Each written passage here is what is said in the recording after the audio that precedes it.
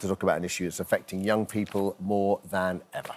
Yes, some brand new figures released today reveal that while over 90% of schools actually ban phones during the day, online safety is still a top concern. So our next guest knows that all too well. At just 13, she was coerced by an older pupil into sending explicit photos, which were then circulated around her school.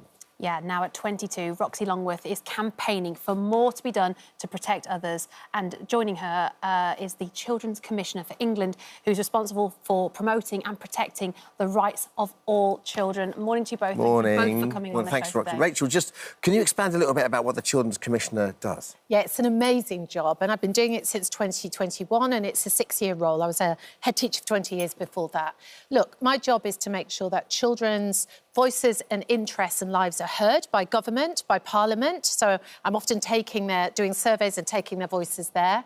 Also, all of the public sector who look after children have to make sure they're doing their job. And I've got a special and most important job, which is to look after the most vulnerable children who live away from home, which means I talk to all the children in prison, all the children who arrive as illegal immigrants, the children in hospital, children in mental health wards, and make sure that their needs have been met. And I run an advocacy service to do that. So there's a lot there. Huge remit. It's an amazing job, yeah. And it's a privilege to do. And today's issue, I can tell you, I've surveyed more than 1 million children, and online safety, the online world, is at the top of their concerns. It's absolutely terrifying. And I think, Roxy, thank you for being brave today, coming on to chat about it, because I know this was something that's almost buried in your past. You probably don't like bringing it up, but it's going to help a lot of people today. So thank you for talking to us about it. And this was something that actually happened to you when you were only 13 years old, isn't it? Yeah. When I was 13, I was coerced and pressured into sending photos to older guy at my school. He was 17 at the time. It's hard to explain because the pressure was so subtle, and you don't realise that someone's in control until it's way too late. Of course you don't. Also, the gap between 13 and 17 mentally is so huge. So he, even a young 17-year-old knows exactly what they're doing. You're 13, you're a child, right? So that pressure, like you said, is just so subtle, right? Yeah, it was so subtle. He then shared those photos with a friend of his who was also 17, who then blackmailed me with them into sending whatever he wanted, with a threat that otherwise he would spread them around the school.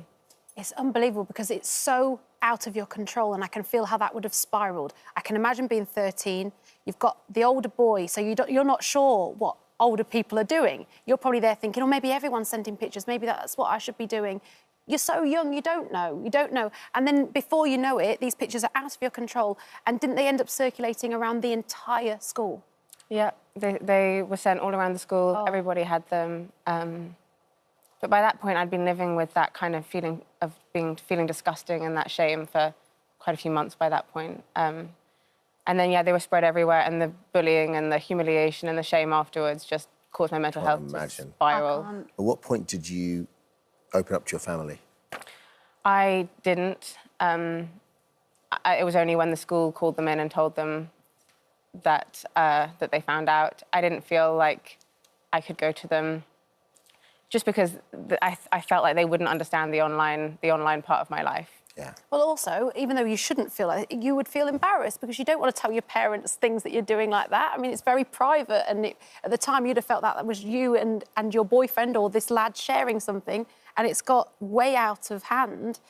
I mean, it frightens me. I was at school when it was the Nokia 3210. You couldn't share things like this. It does terrify me, the smartphone era, which, I'm sure, Rachel, like you've said, this is now becoming a massive, wider problem, isn't it? Absolutely. I mean, the work I've just done, the piece of research I've just done, I basically wanted to get to the bottom of what was happening in schools with phones. Now, I know that's not all of this, and I think Roxy's story has got so much more in it that we need to talk about. But literally, I ordered every school to send me their phone policy. And actually, I was really heartened that pretty much every head teacher had made a really strong attempt to restrict use of phones and ban phones. But that can't be all of it. I think when I listen to Roxy's story, those really careful RSE lessons and the ethos of the school, where you're able to open up and have those conversations about the sharing of pictures, things like that, on what to do if that happens to you, who's the trusted adult, how to build that trust both within schools so that you know, children and young people are, and actually, frankly, 13 is a child inoculated and supported and taught how to manage that. And we need to be sort of working with parents too. Do you know, one of the things I found out in my survey was that although phones are, you know, restricted in most schools, which is great, kids are still spending over half of them spending 2 hours a day on internet-connected phones, and quarter of them spending 4 hours a day, and that's age 8-year-old up. What I know from my surveys as well, kids get their phone at 11, 10, 9. They're very honest with me. They're seeing hardcore, horrible porn from at that age. They're seeing violence, gore, beheadings, you know, coercive sexual material, suicide ideation material. And parents just don't know. No. And we need to help parents understand how to manage this whole thing. Presumably, a lot of that is safeguards within the phone as well. You know, it's kind of, we did a piece on it yesterday with Alice Beer. It's kind of parents being across the safety features of their phone. And that won't eradicate it, but it will certainly help it. Roxy, let's go back to you. Just before we get to where you are now, which seems like the incredible work you're doing, how did you get yourself out of this? What happened to turn your mental health around? What happened to turn the circumstance and situation around? I mean, it really ruined me at the time. I ended up being hospitalised and spending most of my year 10 at school on suicide watch. Oh, my God. And the saddest part for me is that I then wasted, like, I really did lose the rest of my teenage years just because of the shame. It kept me so isolated. I felt like I was the only person in the world who'd messed up and ruined my life, and I just felt disgusting. And that was the hardest bit, I think, looking back, is just so much time wasted feeling like that. When actually, like, from what you're saying, it's not unique. So many people feel, whether or not, it's not about the specifics of the situation, like, people see things that make them uncomfortable or sad, and then there's that shame around it that's just ridiculous. There shouldn't be that. Yeah. Well, that's why it's so good. So literally last Sunday, just gone, you've set up a website. It's called Behind Our Screens. So people can Google that, look for that, Behind Our Screens. Just talk us through what that is and what it does. Yeah, so it's this platform where I'm trying to encourage young people to anonymously share their experiences growing up online so that we can amplify young people's voices. For two reasons, really. Firstly, because of that wasted time feeling ashamed, got to kind of encourage more open, more honest conversations around this stuff so that people aren't, like, the fact, I don't want that 13-year-old sat in their room feeling ashamed of whatever they've seen or experienced. I don't want that. So having more open and honest conversations. And secondly, because I realised how big the gap was between our generation and adults. And, like, to try and bridge that gap so that young people's real lived experiences is what's informing the education on this stuff, the regulation, and so that parents really understand what we're actually seeing, because it's evolving so quickly. Yeah. So we kind of need this, like, constant feedback loop where it's people... updated. Yeah, constantly. exactly. Yeah. Exactly. I think Rachel, from your point of view, sorry, what support at the moment is out there for parents and children? So, look, there are loads of websites, you know, Internet Watch, Ours, NSPCC. Particularly, I want to talk to any child who's experiencing, or young person who's experiencing what Roxy experienced, get on that NSPCC website. But most importantly, you know, parents need to be talking to their children, and actually getting them to open up and talk about what their experiences are. If that happens early enough, we can avoid what happened to Roxy happening at all. So I think there's two things. There's the support that we can get from websites, from charities.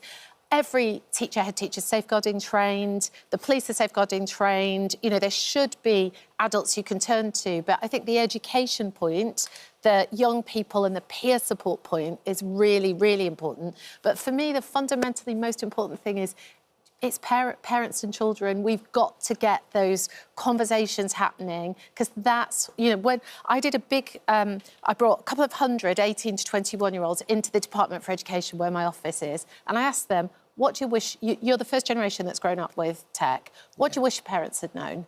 And do you know what they said? They said, we wish that they'd not given us phones too young. We wish that they kept us off some of those apps too young.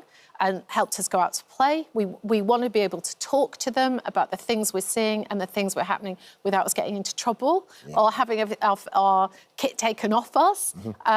Don't let us have our phones in bed at night. And that's the children. And I asked them an absolute killer question. I said, if it was your little sister, or when you have children, and this is 18 to 21-year-olds, are you going to give them, are you going to give them unfettered access to the internet and apps to go? And they were 100% no.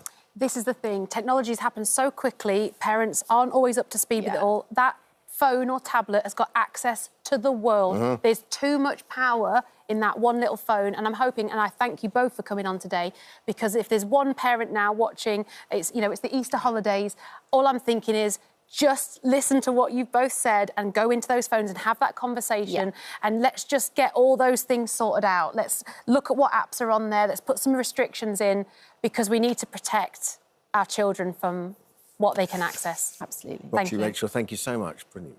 Thank you. If you're affected by anything we mentioned today, help's available via the free This Morning website. Thank you so much for visiting our This Morning YouTube channel. We upload new content every single day, so go ahead and hit that subscribe button, and we'll see you in the morning.